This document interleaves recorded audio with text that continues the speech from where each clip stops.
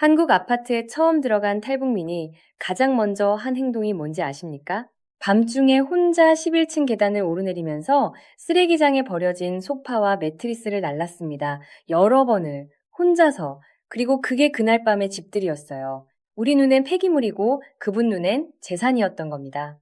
북한에서 소파 하나 사는 게 얼마나 어려운 일인지 월급으로는 평생 모아도 어림도 없고 그렇게 삼중으로 문 잠가놔도 도둑이 들어와서 TV를 훔쳐가는 나라에서 오신 분이니까요. 그 나라에서 남이 버린 걸 주워도 된다는 개념은 그냥 없어요. 상상의 영역 바뀝니다.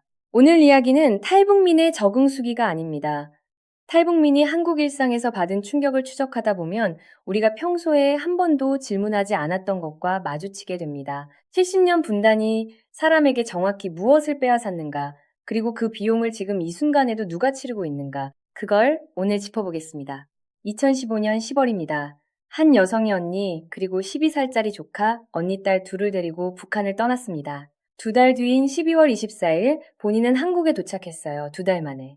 그런데 그 두 달 사이에 어떤 일이 있었는지를 들으면 이게 사람 이야기가 맞나 싶을 만큼 아슬아슬합니다. 중국 국경을 넘은 직후 변방대 군인들에게 추적을 당했어요. 차를 세우고 사람들이 달려오고 흩어지고 언니와 12살 딸이 붙잡혔습니다. 이분은 나무 밑에 숨었어요. 나중에 본인이 직접 한 말이 있어요. 본능인가 봅니다. 살려는 본능. 딸이 울면서 잡혀가는 소리가 들리는데 달려가지 못하고 나무 밑에서 몸을 웅크리고 있었다고. 그러면서 지금도 창피하다고 했습니다. 이게 이분의 도덕적 실패입니까? 아닙니다. 이건 70년 공포심이 사람의 판단 회로에 해놓은 일의 결과예요. 북한에서 체화된 생존 본능이 극한 상황에서 발동되면 엄마라는 역할도 한순간에 덮어버립니다. 그게 분단이 인간에게 한 짓입니다. 그런데 여기서부터 이야기가 놀라운 방향으로 흘러갑니다. 중국 변방대 부대에 끌려간 언니와 조카들. 처음엔 고문까지 당했다고 해요. 근데 그때 마침 그 부대 간부의 아내가 남편과 함께 백두산 관광을 왔습니다. 골목을 지나다가 아이들 우는 소리를 들었고 가서 봤더니 북한에서 온 여자와 어린아이들이었어요. 그 간부 아내가 남편에게 말했습니다. 쟤들 좀 살리자. 처음엔 남편이 거절했어요. 위험하다고. 그런데 결국 마음이 움직였고 그분들의 도움으로 언니 가족은 북송되지 않았습니다. 어느 순간 눈을 떠보니 차에 타고 있었고 어디쯤에 내려줬고 그리고 교회 연락처를 전달받았어요. 이런 일이 계획될 수 있을까요? 없어요. 이건 변방대 군인 아내가 부대 골목에서 우연히 아이 울음소리를 들었기 때문에 일어난 일입니다. 우연이 없었다면 북송이었고 북송이었다면 독약을 넣어두고 떠났다는 그 주머니를 열었겠죠. 이 루트, 그러니까 압록강을 넘어 중국 동북부를 거쳐 제3국으로 빠져나가는 이 길 조선 말기 독립운동가들이 망명정부를 세우러 넘던 길과 같은 길입니다. 그 길에서 그때도 사람들이 죽고 살았고 지금 2015년에도 그리고 지금 이 순간에도 그 길에서 결판이 납니다. 달라진 건 거의 없어요. 그렇게 한국에 도착했습니다. 그런데 이분은 딸을 잃어버린 채로 입국했어요. 언니 가족과는 다른 루트로, 딸이 어떻게 됐는지 모르는 상태로, 그리고 국정원 시설 구내식당에서 식판을 들고 줄을 서다가 다시 만났습니다. 엄마는 딸을 못 알아봤어요. 중국식 옷으로 갈아입혀졌으니까. 딸이 엄마를 먼저 알아봤습니다. 대열에서 삐져나와서 식판을 흔들면서 엄마를 불렀어요. 이상가족 상봉이라는 게 뭡니까? 우리는 TV에서 노인들이 남북으로 나뉜 가족을 수십 년 만에 만나는 장면을 보면서 그게 분단의 비극이라고 알고 있잖아요. 그런데 여기선 3개월입니다. 3개월 만에 국정원 식당에서 식판 들고, 그리고 상봉 시간은 아마도 10분 남짓, 그 다음은 각각 다른 반으로. 여러분이 뭔가 이상하다고 느끼는 게 있다면 그게 정확한 겁니다. 이건 개인의 불운이 아닙니다. 이 장면이 반복해서 생산되는 구조가 있어요. 이제 한국 일상 이야기를 해보겠습니다. 그런데 여기서도 역시 표면 아래에 뭔가 있어요. LH 아파트를 배정받았습니다. 문을 열고 들어갔더니 텅 비어 있었어요. 가구 하나 없는 빈 공간. 첫 반응이 뭐였을 것 같습니까? 부엌이 없어요? 였습니다. 빌트인 구조를 본 적이 없으니까요. 한국 아파트는 싱크대가 벽에 붙어 있고 가스레인지가 거기 끼워져 있는 게 당연한데 북한 주거 공간에서 살던 분에게 그게 그냥 벽으로 보인 거예요. 도와주는 분이 가스불을 켜주니까 그제야 신선이구나 했다고 합니다. 북한 신선로처럼 불이 샥 올라오더라고. 그 다음엔 음식물 쓰레기통을 선물로 받았어요. 센터 선생님이 집들이 선물로 가져다 준 건데 처음엔 왜 이게 필요한지를 몰랐어요. 북한에서는 음식물 쓰레기를 따로 버린다는 개념 자체가 없으니까요. 음식이 남으면 안 되는 나라에서 오셨으니까. 고속도로 하이패스는 어떠했을까요? 통과하는데 아무도 안 막는 거예요. 하나원 센터장에게 물었습니다. 왜 국민증 검열을 안 합니까? 차 통행료를 내는 시스템이라고 설명을 들었는데 못 알아들었다고 했어요. 차 통행료를 왜 내지라는 의문. 사람을 검열하는 시스템에서 살다 왔으니까 차를 검열하는 게 더 이상하게 느껴진 거죠. 그리고 쓰레기장에서 소파와 매트리스를 발견하고 밤중에 혼자 11층을 오르내리며 다 날랐다고 했습니다. 다음날 본인 거실에는 소파가 생겼고 침실에는 매트리스가 생겼어요. 그게 집들이었습니다. 여러분 주변 어디선가 가구를 내다버리는 날이 있잖아요. 별 생각 없이 지나치는 그 폐기물들이 누군가에게는 그날 밤을 바꾼 재산이었습니다. 우리가 매주 하는 분리수거, 자동으로 열리는 하이패스 게이트, 빌트인 주방, 이게 얼마나 높은 수준의 사회 인프라인지 우리는 여기서 태어났으니까 한 번도 질문해 본 적이 없어요. 그 질문을 처음으로 해주는 사람들이 바로 북에서 온 분들입니다. 그런데 이 충격들을 탈북민의 개인적 적응 문제로만 읽으면 절반만 보는 겁니다. 지금 한국에는 하나원이라는 교육시설이 있고 LH 아파트가 배정되고 정착 지원금이 나옵니다. 이 시스템을 만들고 운영하는 것 자체가 이미 상당한 노력이에요. 부정할 필요 없습니다. 그런데 이 시스템이 메우지 못하는 간격이 있어요. 물질적 지원과 제도적 지원은 있는데 70년간 완전히 다른 언어 체계, 다른 생활 코드, 다른 공간 감각 속에서 형성된 상식을 교정하는 일은 몇 주짜리 교육 프로그램으로 되지 않아요. 관리비가 뭔지 모릅니다. 공동현관 비밀번호 시스템을 처음 봤습니다. 도시가스 요금이 고지서로 날아오는 것도 처음이에요. 이걸 상식이라고 가르쳐주는 사람이 없으면 전부 혼자 부딪혀야 합니다. 1945년 해방 직후에 해외에서 귀국한 동포들이 왜 이주를 서야 합니까? 라고 물었을 때 그게 그분들의 무지가 아니었잖아요. 그냥 다른 세계의 문법으로 살아온 사람이 당연히 할 수 있는 질문이었던 거죠. 탈북민 분들이 하이패스 앞에서 국민증 검열을 걱정하는 것도 마찬가지입니다. 이게 어리버리한 게 아닙니다. 그런데 이분들이 겪는 문화 충격을 아직도 어리버리하다고 소비하는 프레임이 일부 미디어에 남아 있어요. 그게 오히려 이상한 겁니다. 여기서 분단 비용 이야기를 해야 합니다. 정치권에서 통일 이야기가 나올 때마다 빠지지 않는 말이 있어요. 통일 비용이 천문학적이라는 말. 맞습니다. 비쌀 거예요. 그런데 지금 분단을 유지하는 비용은요. 탈북민 한 명이 한국 사회에 적응하는 데 드는 사회적 비용이 있습니다. 하나원 운영비, LH 정착 지원, 취업 교육, 심리 상담, 지역 통합 프로그램. 여기에 더해서 당사자가 혼자 감당하는 비용 시행착오, 차별, 문화적 고립, 정체성의 혼란. 이게 현재 한국에 입국해 있는 3만 3천여 명에게 각각 일어나고 있는 일이에요. 그리고 북쪽에서는요, 70년간 같은 언어를 쓰면서도 다른 상식으로 살아온 사람들이 언젠가 같은 공간에서 살게 될 때 그 간격이 지금 이 순간에도 매년 넓어지고 있어요. 교류가 없으니까, 접촉이 없으니까. 단절이 길어질수록 통일 비용은 내려가지 않고 올라갑니다.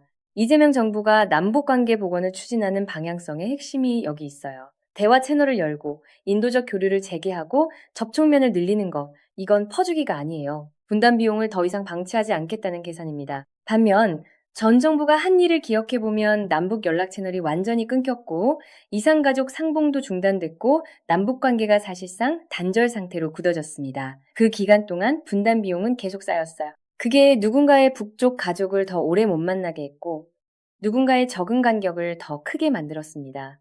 그 비용은 국민의힘 강경파가 치른 게 아니에요. 국경을 넘은 사람들이 치렀습니다.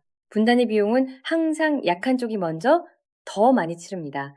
이분이 국정원 식당에서 식판을 흔드는 딸을 처음엔 알아보지 못했던 이유가 있잖아요. 중국식 옷으로 갈아입혀졌으니까 분단이 사람을 그렇게 만듭니다. 알아볼 수 없게 같은 언어, 같은 핏줄 3개월의 이별인데 엄마가 딸 얼굴을 알아보지 못할 정도로 달라질 수 있는 구조. 이게 70년이 쌓이면 어떻게 됩니까? 50년이 더 지나면요. 그분은 지금 한국 어딘가에서 살고 있습니다. 분리수거도 하고 하이패스도 쓰고 빌트인 부엌도 씁니다. 관리비 고지서가 날아오면 납부하고 음식물 쓰레기는 따로 버립니다. 다 배웠어요. 혼자서 부딪히면서.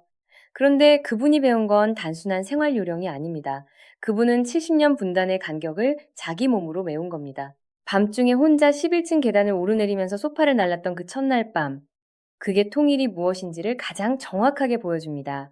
거창한 선언이나 협정이 아니에요. 누군가가 이 나라의 문법을 혼자 다 배워가면서 그래도 여기가 고맙다고 말하면서 살아남는 것. 그리고 우리는 지금 그 비용을 그분들이 혼자 치르게 하고 있는 겁니다. 그런데 한 가지 더 짚고 넘어가야 할 게 있어요. 이분이 한국에 도착해서 처음 받은 게 임시신분증이었습니다. 하나원에서 나오면서 그걸 손에 쥐고 고속도로 위에서 생각했다고 해요. 나는 당당하다. 한국에서도 국민증검열은 피할 수 없겠지만 나는 이제 서류가 있다.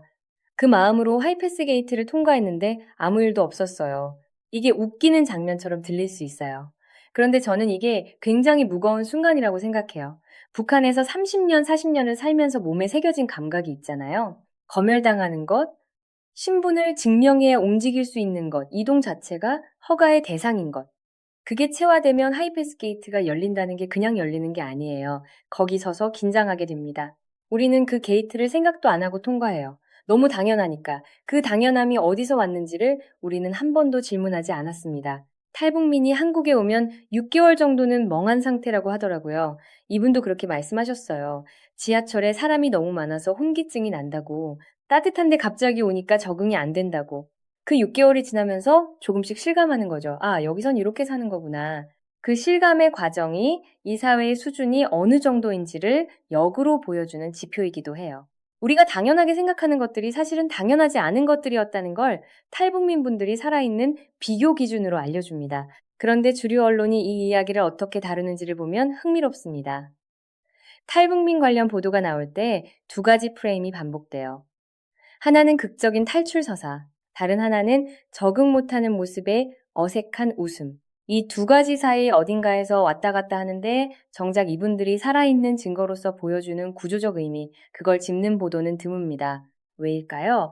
그 구조적 의미를 제대로 짚으면 분단 유지의 비용 문제로 가고 대북 정책의 방향성 문제로 가고 전 정부가 남북 관계를 얼마나 망가뜨렸는지의 문제로 이어지니까요.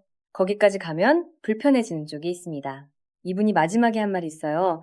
한국이 고맙죠. 한국이 아니었으면 어떻게 만났겠어요. 그 말을 들을 때 저는 두 가지를 동시에 생각했습니다. 하나는 이 감사가 진심이라는 것. 딸과 식판 들고 식당에서 재회할 수 있었던 건 한국이라는 나라가 받아준 덕분이니까. 그건 부정할 수 없어요. 그리고 다른 하나는 이 감사가 우리에게 얼마나 무거운 책임인가 하는 것. 한국이 고마운 나라이려면 이분들이 혼자 계단을 오르내리면서 소파를 날라야 하는 첫날 밤이 점점 줄어들어야 해요. 국정원 식당 식판 들고 3개월 만에 제외하는 이산이 더 이상 생산되지 않아야 해요. 그러려면 분단이 지금처럼 계속 비용을 청구하게 놔두면 안 됩니다. 그 비용 청구서는 매번 가장 약한 사람에게 날아옵니다. 탈북민 분들이 남한 가족들한테 연락할 때 뭐라고 한다는 거 아십니까? 여기는 쓰레기장에 TV도 버리고 전자제품도 버린다고 하면 북에 계신 분들이 처음엔 안 믿는다고 해요. 거짓말처럼 들리는 거죠. 직접 보기 전까지는 믿을 수가 없는 수준의 격차가 지금 같은 반도 안에 존재합니다. 이게 1945년 해방부터 지금까지 80년의 간격입니다.